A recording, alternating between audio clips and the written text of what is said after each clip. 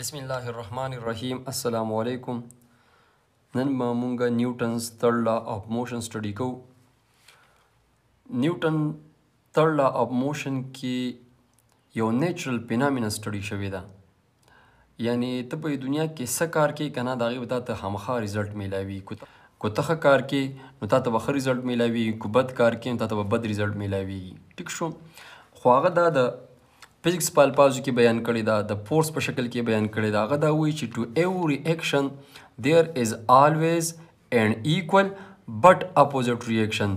دا هر یو ایکشن چې دی د دې یو اپوزیټ ریاکشن او دا ایکشن او ریاکشن چې دی کنه دا په خپل منځ کې ایکولی یعنی د دواړو میګنیچیوډ برابري او ډایرکشن یې سي اپوزیټ چې یو ښی طرف ته ایکشن نو ریاکشن به ګس طرف ته. ټیک ده. مطلب دا دی چې کله ته په یو باډي باندې فورس لګي کنه نو دغه باډي هم په دغه په اپوزیټ ډایرکشن کې به تا باندې یو فورس لګي. لکه تاسو دې خو وګورئ کنه دا یو کس دی، دا په دې فوټبال باندې رایټ سایډ ته یو فورس لګي. ټیک شو. نو دا بال چې دی دا هم د دغه په اپوزیټ ډایرکشن کې به دې خپې باندې یو فورس لګي. نو دا کم فورس چې فرست نمبر اپلای شي دا خپه چې په دې بال باندې کم فورس لګي دا ایکشن دی او دغه په نتیجه کې یا دغه په ریاکشن کې چې دا بال په دې خپې باندې کم فورس لګي دا ریاکشن دی.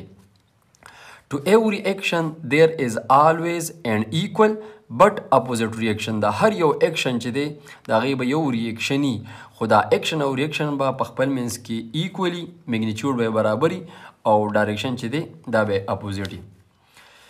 په دې لا کې نیوټن بنیادي خبره دا کوي کنه چې this law show that forces exerted in pair چې څونه هم فورسز دي نو هغه د جوړې په شکل کې دي.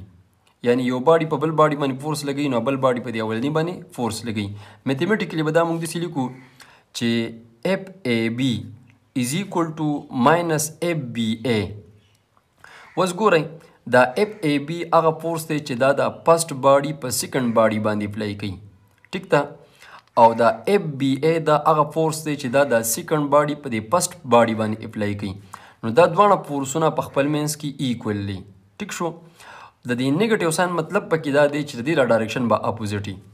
چې فرست فورس دې طرف ته دی نو دا سیکنډ فورس به ریاکشن به دې بل طرف ته وي. ها نیګیټیو ساین شو دیټ د فورسز آر ان اپوزیټ ډایرکشن. دا نیګیټیو ساین دلته دا شو کوي چې دا فورسز چې دي کنه دا په اپوزیټ ډایرکشن کې دي. A single force is impossible. سنگل فورس چې دی کنه دا ناممکنه دی. سی شو. لکه ته یو کس له ډب ورکې کنه نو دا نشي کیدی چې هغه به تعالی د دې سره ریاکشن نه درکوي. پوه شوې کنه ته یو کس له ډب ورکې نو ستا د لاس هم لږ خوږ شي. دا ولې خوږ شي؟ ځکه چې د هغه دا باډي په دا باندې فورس اپلای کړي.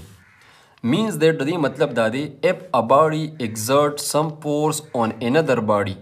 د دې مطلب دا دی کو پرس کې یو باډي ده یعنی دا باډي ده او دا په دې بل باډي باندې فورس ایگزرټ کې ولګي then the second body will also exert an equal and opposite force on the first body. نو دا سیکنډ باډي به هم په دې فرست باډي باندې د دقې په مقدار کې برابر فورس او په اپوزیټ ډایرکشن کې به د باندې فورس لګوي. ټیک ده.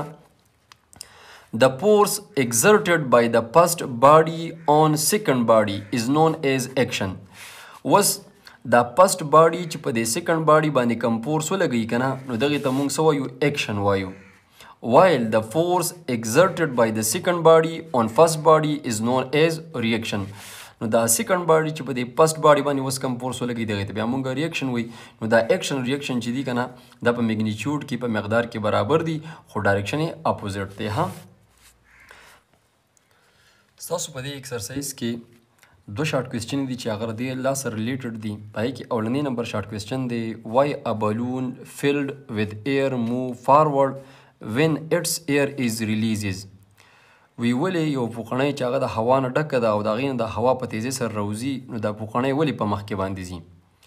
دا ځکه په مخکې باندې ځي که نه چې دا پوکڼی ده او دا د هوا نه ډکه ده. د دې نه دا هوا ډېر زیات په پریشر سره بهر ته راوځي او دا هوا په دې بار اټماسفیر باندې فورس اپلای کوي چې کومې ته مونږه ایکشن وایو.